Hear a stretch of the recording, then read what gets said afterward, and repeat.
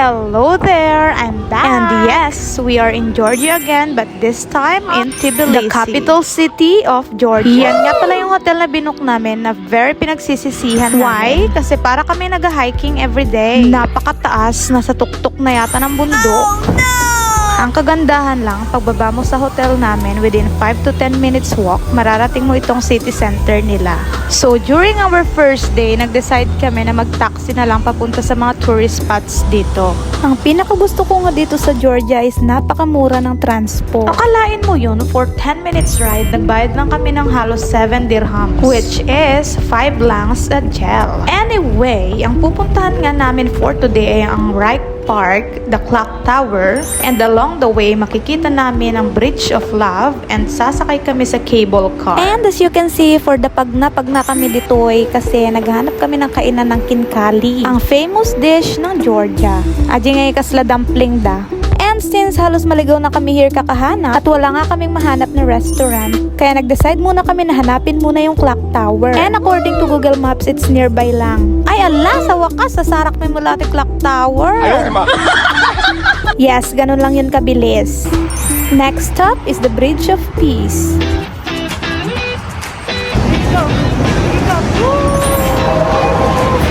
nakita yung view. Hindi nakita yung view.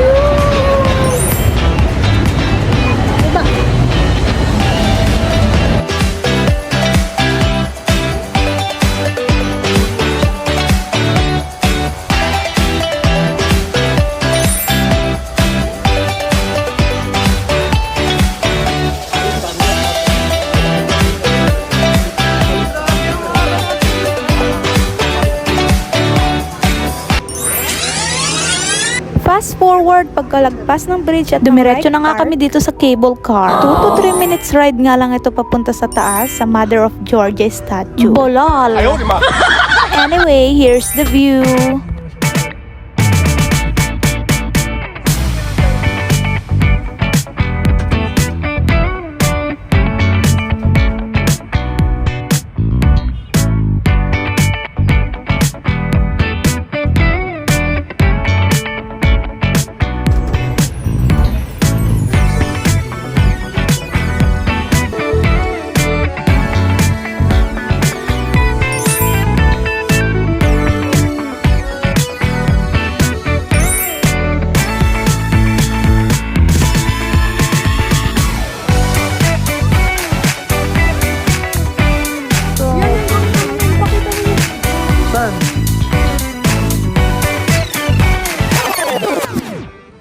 Ang ganda no, pero sabi nila mas maganda raw pumunta dito during snowy season kasi the place will all be covered by snow. Arte!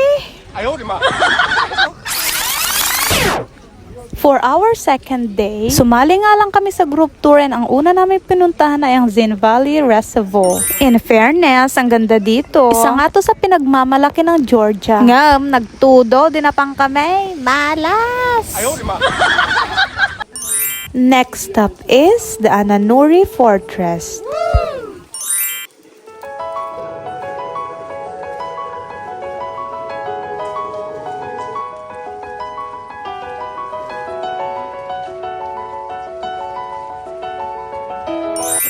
So bago nga kami tumuloy papuntang Kazbegi, nag-stop muna kami for wine tasting. Kaya kung tumador ka, let's go to Georgia! Oh, di ba? Libre lang yan. Actually, it has more alcohol.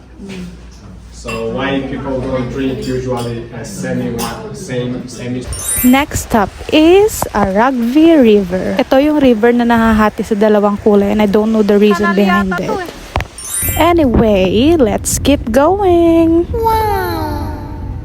Oh, di ba? Ang ganda ng view pero wala pa kami sa Kazbegi niyan.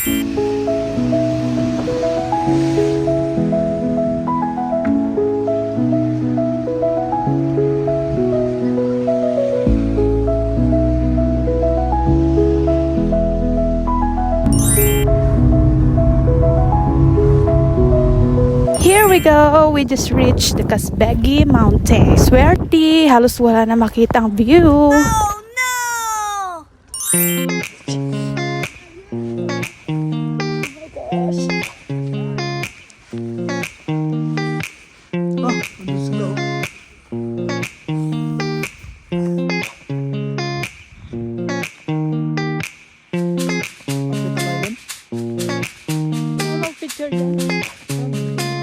And this is where it ends. Thank you, bye!